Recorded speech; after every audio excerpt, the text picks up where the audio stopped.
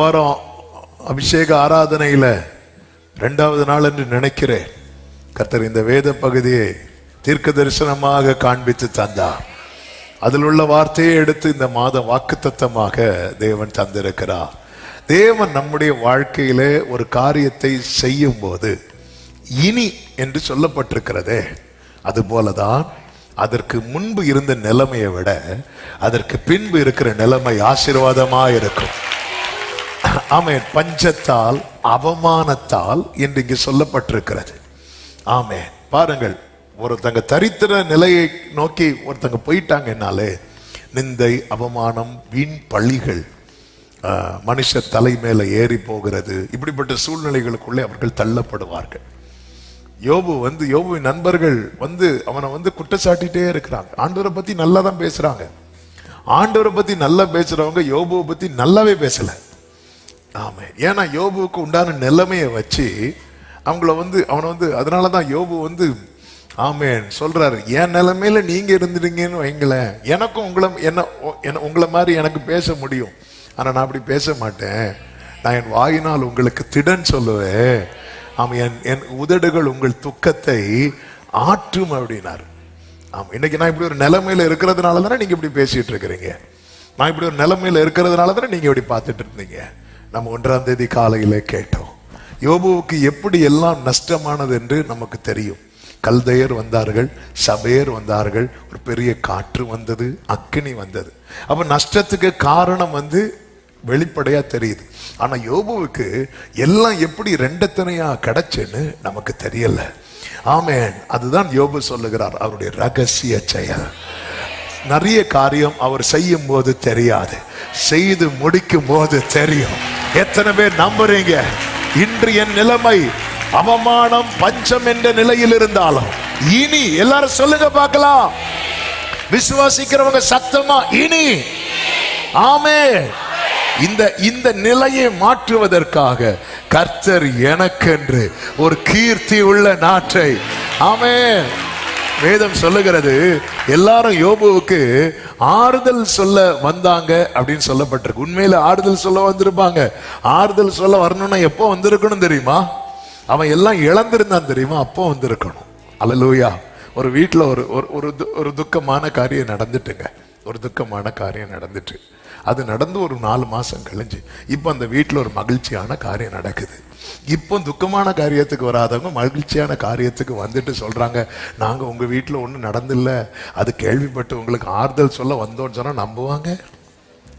ஆனா அப்ப இப்ப அவங்க எதுக்கு வந்திருக்கிறாங்க தெரியுமா?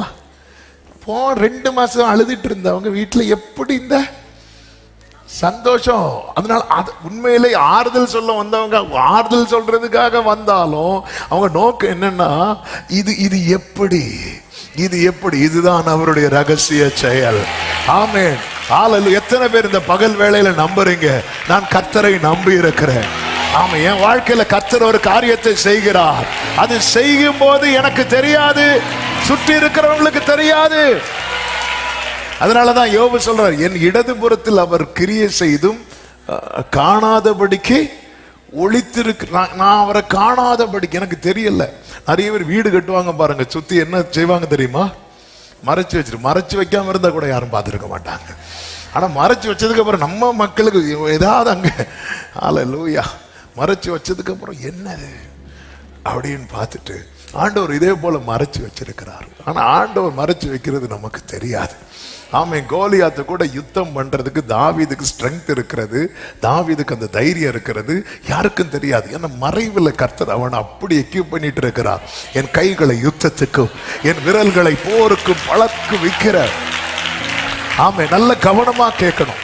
தேவன் செய்வார். அவருடைய செயல்களை எல்லாம் நீங்க அது தியானிக்கணும். அவருடைய கிரியைகளை குறித்து சொல்லப்பட்டிருக்கிறது, அது பெரியவைகள் என்று 111:2 சொல்லப்பட்டிருக்கிறது.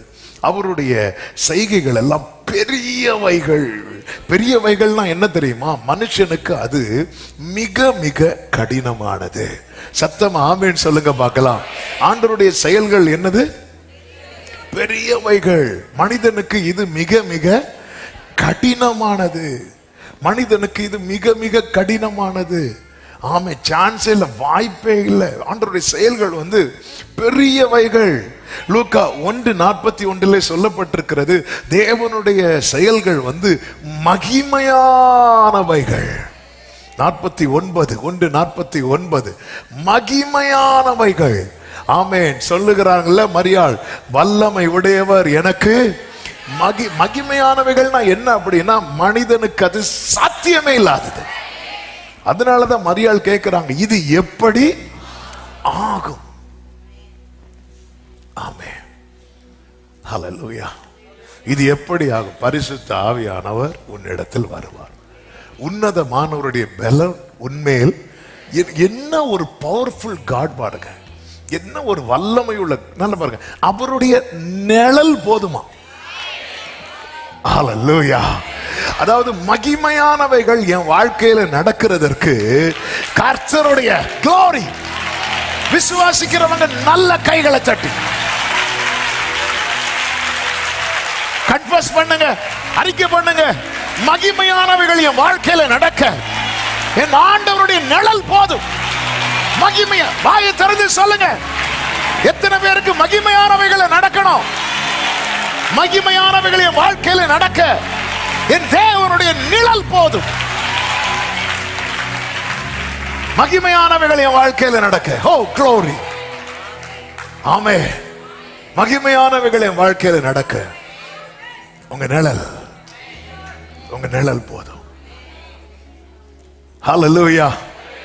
வலது கரத்தை வானத்துக்கு நேராக உயர்த்தி கண்களை மூடி இதை அப்படியே வாய் திறந்து சொல்லுங்க பார்க்கலாம். மகிமையானவைகள் என் வாழ்க்கையில நடக்க, மகிமையானவைகள் என் வாழ்க்கையில நடக்க உங்க நிழல். ஓ ராபா பாபா, உன்னதமானவருடைய பலம் உன்மேல் நிழலிடும், உன்மேல் நிழலிடும், உன்மேல் நிழலிடும். உன்மேல் நிழலிடும் போது இது எப்படி ஆகும் என்ற கேள்விக்கு பதில் உண்டு. தேவனால் கூடாத காரியம். ராபா தானா ராபா காபா. வர்ஷிப் பண்ணுங்க. மகிமையானவைகளும் வாழ்க்கையில நடக்க அவருடைய பலம் உன்மேல் நிழலிடும், உன்மேல் நிழலிடும். சாத்தியம் இல்லாதது சாத்தியமாகும், சாத்தியம் இல்லாதது சாத்தியமாகும், சாத்தியம் இல்லாதது. In the mighty name of Jesus Christ. சாத்தியம் இல்லாதது. ரபா லா கடா ரபா தாரா ஸ்ரேலே மம்ராதனரா சந்தனலரோ. அவருடைய செயல்கள் பெரியவைகள், அவருடைய செயல்கள் மகிமையானவைகள், அவருடைய செயல்கள் கிரகிக்க கூடாதவைகள். யோபு 37:5 சொல்லப்பட்டிருக்கிறது, நாம் கிரகிக்க கூடாத, நம்முடைய புத்திக்கு அப்பாற்பட்டது. அதாவது நம்முடைய புத்தி வந்து நோ சொல்லும், இனி சான்ஸ் இல்லைன்னு சொல்லும். இங்க ஒரு வசனம் இருக்கு பாருங்க, 107வது சங்கீதத்துல அதனுடைய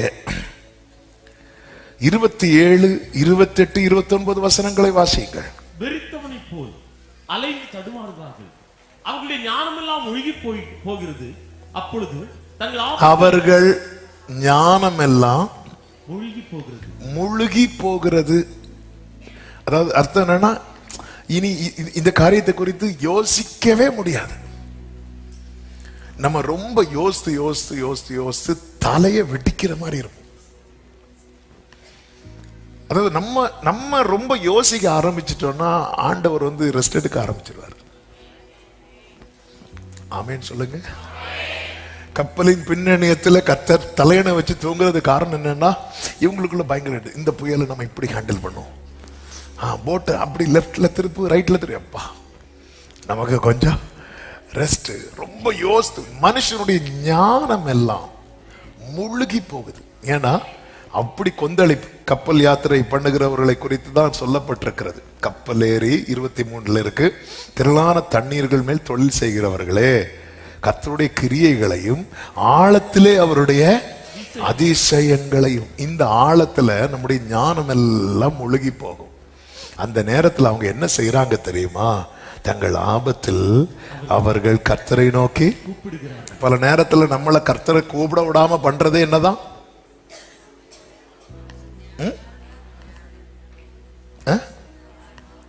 ஆனா நம்ம ரொம்ப இதெல்லாம் ஜெபத்துல இதெல்லாம் ஜெபத்துல வச்சிட்டு இருக்க கூடாதுன்னு நீங்க ஒரு காரியத்தை வாயை திறந்து சொல்லிட்டீங்கன்னு வைங்களேன், அந்த காரியத்துல ஜெபத்துல வைப்பார். ஆமென். ஞானம் எல்லாம் மூழ்கி போகும், ஞானம் எல்லாம் மூழ்கி போகும். அப்பொழுது தங்கள் ஆபத்திலே அவர்கள், நீங்க கடல் கொந்தளித்ததும் சீஷர்கள் இயேசுவை போய் எழுப்புனாங்கன்னு பாத்தீங்களா? இல்ல, அவங்க மேக்சிமம் ட்ரை பண்ணி முடியலன்னு வரும்போது வந்து என்ன சொன்னாங்க தெரியுமா? நாங்கள் சாகுறோம், நாங்கள் மடிந்து போகிறோம். அப்ப அவங்க புத்தி சொல்லுது, இனி யாராலும் உங்களை காப்பாற்ற முடியாது. கிரகிக்க கூடாதவைகள், என் ஞானத்துக்கு அப்பாற்பட்டது. யோபுவின் நிலைமையை வந்து எல்லாம் இனி கஷ்டம், இனி முடியாது. யோபுவே ஒரு கட்டத்தில் சொல்றாரு, எனக்கு முந்தின சீர் இருந்திருந்தா, அதாவது அவருடைய நேரா அவருடைய இருதயம் எல்லாம் அந்த பழைய அன்னைக்கு எப்படி இருந்தது, இனி சான்ஸ் இல்லை, இனி முடியாது. சில சொல்லுவாங்க, பிள்ளைக்கு இந்த இந்த இந்த இந்த செப்டம்பர் வந்தா 27 வயசு முடிஞ்சிடும், அதுக்குள்ள கத்த நடத்தி தருவார். ஒருவேளை செப்டம்பர் முடிஞ்சிட்டுன்னா அதுக்கப்புறம் நீங்க இனி நான் பிள்ளைக்கு பண்ணல, பிள்ளைக்கு பையனை பார்க்க மாட்டேன் உடனே விட்டு இல்ல. நம்முடைய ஞானம் வந்து இருக்குல்ல, அந்த இடத்துல கர்த்தரை நோக்கி சொல்லுவாங்க, 30 வயசுக்குள்ள பிள்ளை பிறந்தாதான் உண்டு அப்படிமா. மனுஷனுடைய ஞானம் எல்லாம் மூழ்கி போகிற இடத்துல தங்கள் ஆபத்தில் அவர்கள் கர்த்தரை நோக்கி கூப்பிட்டார். ஆண்டவரே பாருங்க, ஒரு ஒரு ஒரு பெரிய ராஜா யோசபாத் அவரு ஆண்டவர்கிட்ட சொல்றாரு, அடுத்து என்ன செய்யணும்னு எங்களுக்கு தெரியலப்பா. இப்படி என்ன செய்யணும்னு தெரியாதவங்களுக்காக அவர் செஞ்சுட்டே இருப்பார். ஆமீன் சொல்லுங்க பார்க்கலாம். மனுஷனுடைய ஞானம் எல்லாம் மூழ்கி போற இடத்துல ஆண்டவரே எங்கள் கண்கள் உண்மையே நோக்கி இருக்கிறது. அவர்கள் தங்கள் ஆபத்திலே கர்த்தரை நோக்கி கூப்பிட்டார்கள். கர்த்தர் என்ன செய்தார் தெரியுமா? அவர்கள் இக்கட்டுகளுக்கு அவர்களை நீங்களாக்கி விடுகிறார். இக்கட்டுகளுக்கு நீங்களாக்கி விடுகிறது மட்டும் இல்ல, கொந்தளிப்பை அமர்த்துகிறார். அதன் அலைகள் அடங்குகிறது. எத்தனை பேர் நம்புறீங்க? கிரகிக்க கூடாத கிரகிக்க முடியா காரியம் செய்வீர் சர்வஞானியே.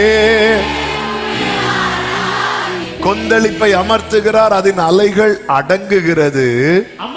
அமைதல் உண்டானதின் நிமித்தம் அவர்கள் சந்தோஷப்படுகிறார்கள். தாங்கள் நாடின துறைமுகத்தில் அதாவது இந்த இடத்துல எனக்கு ஒரு அமைதி கிடைச்சாலே போதும், அதுலயே அவங்க சந்தோஷப்பட்டுட்டாங்களாம். சரி, அவன் சந்தோஷப்பட்டுட்டான்ல, இனி அடுத்து செய்யண்டான்னு சொல்லிட்டு ஆண்டவர் செய்யாம இருக்கவில்லை. கர்த்தர் ஒரு கிரியை செய்தா அந்த கிரியத்தை கம்ப்ளீட்டா செஞ்சு முடிப்பார்.